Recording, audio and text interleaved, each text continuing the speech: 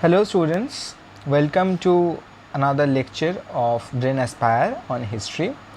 Today we are going to start the first chapter of your class 10th history, that is nationalism in Europe. Now this chapter creates the very fundamental ideas and understanding of history, and this remains to be a very important chapter because this gives you the ideas that you will use later on throughout the year to understand other concepts also. So let's delve into it. तो एकदम शुरू में ही जब तुम लोग book खोलोगे, शुरू में ही देख पाओगे Frederic Sorrieu's vision. Now what is Frederic Sorrieu's vision? Frederic Sorrieu जो थे ना, वो एक बहुत ही बड़े कलाकार थे, फ्रेंच आर्टिस्ट थे. ठीक है, वो एक फ्रेंच आर्टिस्ट थे. कभी कभी पूछ लेता है एग्ज़ाम में, फ्रेंच आर्टिस्ट. और उन्होंने 1848 में एक इमेज बनाया था. ठीक है, जहाँ पे उन्होंने एक इमेजिनरी वर्ल्ड रिप्रेजेंट किया था, जहाँ पे सारे जो डेमोक्रेटिक और सोशल रिपब्लिक्स है वो स्टैचू ऑफ लिबर्टी के तरफ चल के जा रहे हैं और आसपास shattered symbols of national identities and monarchical identities are lying. तो ये जो वर्ड्स है डेमोक्रेटिक एंड सोशल रिपब्लिक्स, इसका मतलब क्या? मतलब क्या इमेज अगर जब देखोगे बुक में तो देखना ऐसे स्टैचू ऑफ लिबर्टी खड़ा है और यहाँ पे ऐसे ऐसे ऐसे ऐसे ना नेशंस आ रहे हैं स्टैचू ऑफ लिबर्टी के पास. और यहाँ पे हम देख पा रहे हैं कि एब्सोल्यूटिस्ट नेशंस के रिमेन्स सिंबल्स भरे हुए हैं. मतलब ये है कि स्टैचू ऑफ लिबर्टी को माना जाता है as a symbol of freedom. Liberty word का मतलब ही होता है फ्रीडम. ठीक है, अच्छा. और ये जो नेशंस है ये धीरे धीरे जब डेमोक्रेटिक और सोशल रिपब्लिक्स बन रहे हैं, डेमोक्रेटिक मतलब ऐसे देश जहाँ पे डेमोक्रेसी फॉलो होता है जैसे इंडिया में, और सोशल रिपब्लिक्स, रिपब्लिक मतलब ऐसा देश जहाँ का हेड या फिर जो भी रूल करता है देश को वो इलेक्टेड होता है by voting by the people of that country, by the citizens of that country, ना कि राजा रानी का रूल. राजा रानी का जो रूल होता है उसको हम बोलते हैं monarchy. Okay, monarchy is ruled by king और नहीं तो queens. Democracy is ruled by elected people, elected representatives, perfect word. ठीक है, और रिपब्लिक उसको कहते हैं जहाँ पे जो हेड ऑफ द स्टेट होता है, जो एकदम हेड होता है पूरे कंट्री का, वो इलेक्टेड होता है. ठीक है, उसको बोलते हैं रिपब्लिक. मतलब मोनार्की में जो हेड ऑफ द नेशन या हेड ऑफ द कंट्री होता है वो इलेक्टेड नहीं होता क्योंकि राजा का बेटा राजा बनता है. ठीक है, क्वीन भी अगर हो तो क्वीन के अंदर या मतलब क्वीन के बाद जो भी होगा इन लाइन वो राजा बनेगा या फिर रानी बनेंगी. तो ये चलता रहता है. ठीक है, इसीलिए इस इमेज के थ्रू ये समझाना चाहते थे फ्रेडरिक सोरे कि कैसे धीरे धीरे नेशंस मॉडर्न हो रहे हैं, डेमोक्रेटिक हो रहे हैं और रिपब्लिक बन रहे हैं. और शैटर्ड सिंबल्स इसी को डिपिक्ट कर रहे थे कि धीरे धीरे कंट्रीज मोनार्की को छोड़ के डेमोक्रेसी और रिपब्लिक के तरफ बढ़ रहे हैं. ठीक है, और यहाँ पे एक और चीज़ है एब्सोल्यूटिस्ट सिंबल्स. ये भी देखना, ये मिलेगा बुक में. एब्सोल्यूटिस्ट सिंबल्स मतलब कि ये जो मोनार्कीज है ना, मोनार्कीज में बहुत सारे मोनार्कीज एब्सोल्यूटिस्ट थे. एब्सोल्यूटिस्ट मतलब वहाँ पे जो राजा होते थे या फिर रानी होते थे, जो भी एम्पायर होता था, वो जो मन चाहा वो करते थे, जिसको हम बोलते हैं एब्सोल्यूटिज्म. तो उसको भी ख़त्म किया जा रहा था उस टाइम पे. और डिफरेंट फ्लैग्स देख पाओगे इमेज में.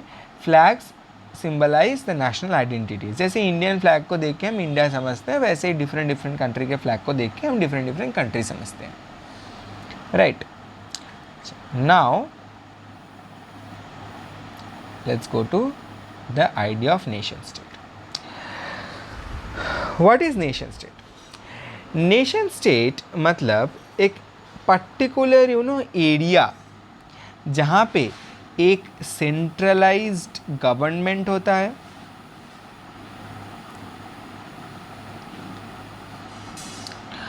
दूसरा जिसके पास सॉवरेनिटी होता है। सॉवरेनिटी का मतलब क्या होता है?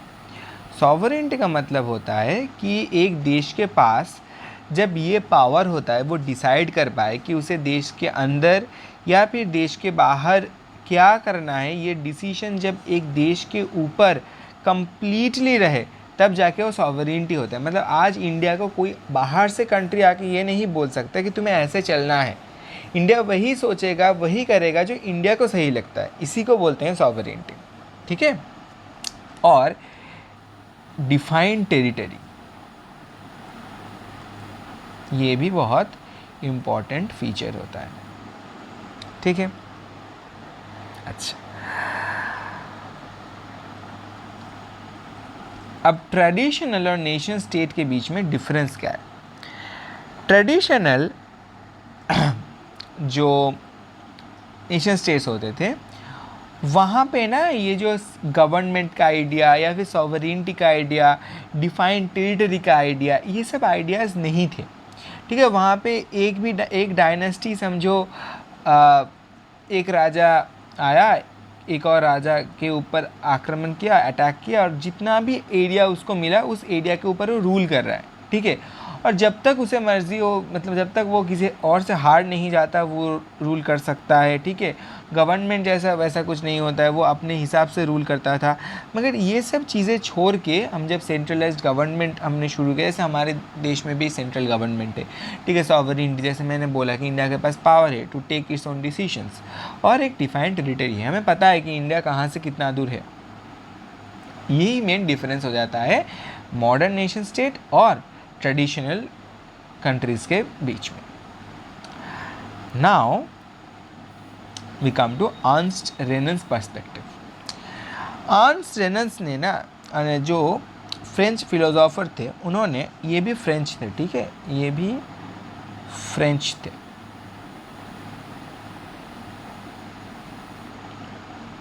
इन्होंने नेशन को डिस्क्राइब किया था एज डेली प्लेबिसाइट। पहला तो बात है कि स्पेलिंग बहुत इंपॉर्टेंट है, याद रखना है। दूसरा बात है कि प्लेबिसाइट का मतलब क्या है। प्लेबिसाइट का मतलब होता है कि नेशनलिज्म का मतलब उनके हिसाब से होता है एक shared desire to live together. मतलब इंडिया में इतने सारे डिफरेंट लोग हैं, ठीक है।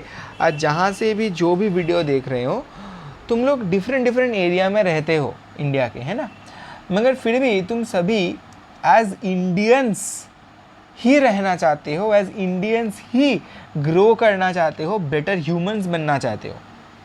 इसी को बोलते हैं shared desire to live together. और एक और चीज़ जो है कि हमारे बीच में ना बहुत सारे लैंग्वेज बैरियर्स है। जैसे ओडिशा में ओडिया बोला जाता है लोकली, बंगाल में बंगाली बोला जाता है, ठीक है। नॉर्थ इंडिया में मोस्टली हम हिंदी देख पाते हैं।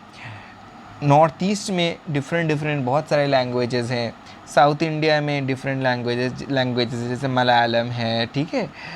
तो ये जो तमिल है, तो ये जो डिफरेंट लैंग्वेजेस है, इसके बावजूद हम सभी आइडेंटिफाई करते हैं एज इंडियंस।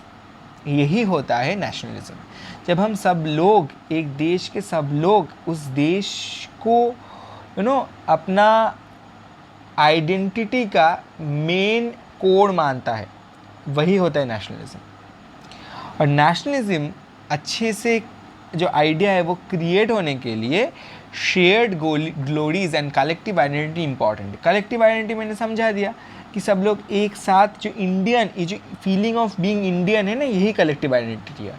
और शेयर्ड गोलीज मतलब जब इंडिया वर्ल्ड कप जीतता है तब हम सब लोग एक साथ खुश होते हैं। जब इंडिया ने चंद्रयान जब चांद में पहुंचा तो वो सब इंडियंस के लिए एक बहुत ही प्राउड मोमेंट था।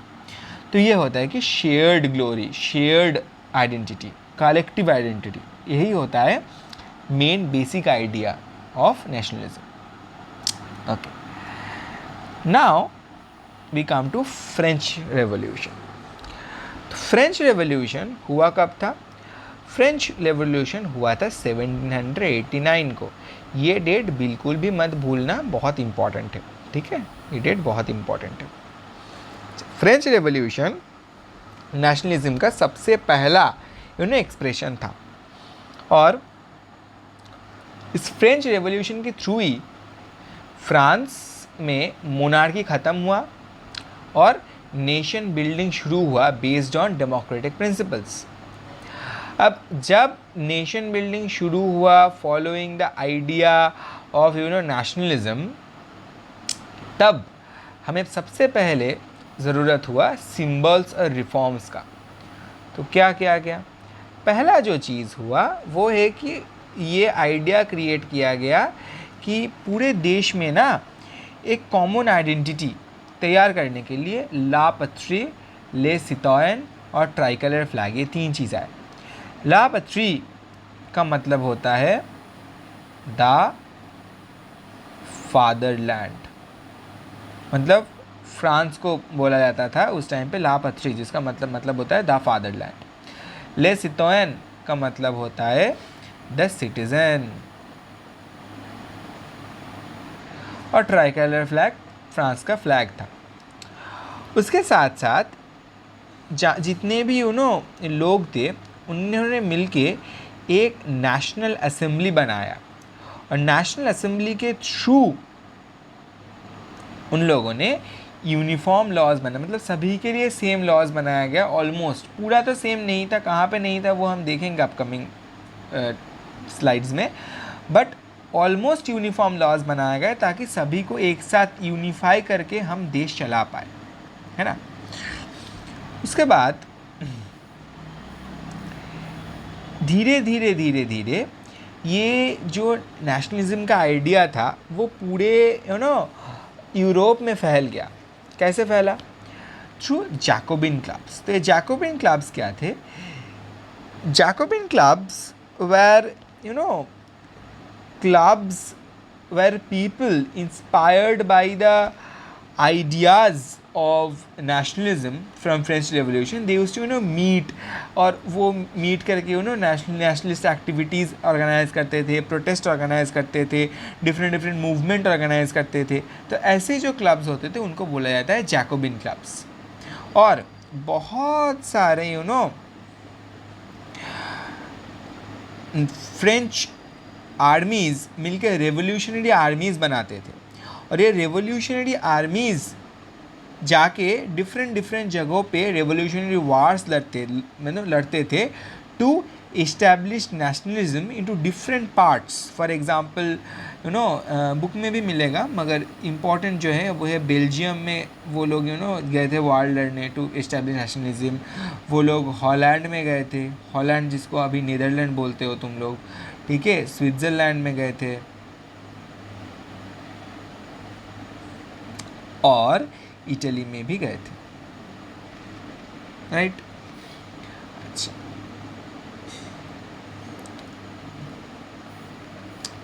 अब उसके बाद अराउंड 1800s एक नया पावर आया जो था नेपोलियन। नेपोलियन जब पावर में आया, नेपोलियन ने सबसे पहले एक रूल बुक बनाया, ठीक है, एक रूल बुक बनाया जिसको बोला जाता है नेपोलियनिक कोड ऑफ 1804। ये एक रूल बुक था, ठीक है। इसके थ्रू पहला तो उन्होंने जो किया कि डेमोक्रेसी जो चल रहा था फ्रेंच रेवोल्यूशन 1789 में शुरू होने के बाद, डेमोक्रेसी जो चल रहा था उस डेमोक्रेसी को उन्होंने ख़त्म कर दिया, ठीक है। मगर डेमोक्रेसी ख़त्म करने के साथ साथ उन्होंने ये बोला कि अभी डेमोक्रेसी ख़त्म, अभी मैं पावर में हूँ, मैं जो बोलूँगा वही होगा, उसके खिलाफ और कुछ नहीं हो सकता। मगर उसके साथ साथ उन्होंने कुछ अच्छे काम भी किए। उन्होंने इक्वलिटी बिफोर लॉ इनिशिएट किया कि सभी लॉ के सामने समान है।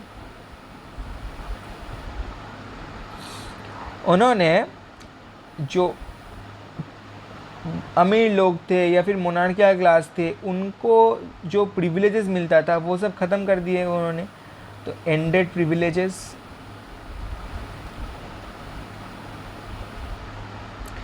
और उसके साथ साथ उन्होंने पूरा जो एडमिनिस्ट्रेटिव सिस्टम था ना, उसको मॉडर्नाइज किया। ठीक है, तो मॉडर्नाइजेशन।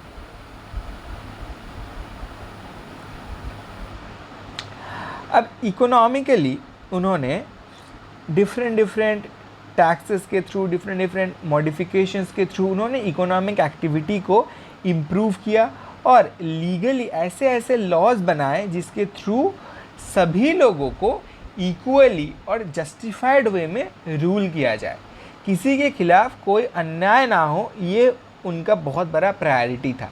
तो एक तरफ उन्होंने डेमोक्रेसी ख़त्म किया था, ये गलत बात था, मगर उसके साथ साथ उन्होंने अच्छे काम भी किए, जैसे equality before law, ending of privileges, modernisation, economic reforms. ठीक है, ये उनके इम्पॉर्टेंट काम्स भी थे। तो आज के लिए हम नेपोलियंस रिफॉर्म्स तक ही पढ़ेंगे। नेक्स्ट क्लास में हम आगे बढ़ेंगे और देखेंगे इम्पैक्ट क्या हुआ नेपोलियन के रिफॉर्म्स का और लोकल क्या क्या रिएक्शन हुआ, ये सब। Okay, so thank you for attending the lecture. Meet you in the next lecture. Thank you.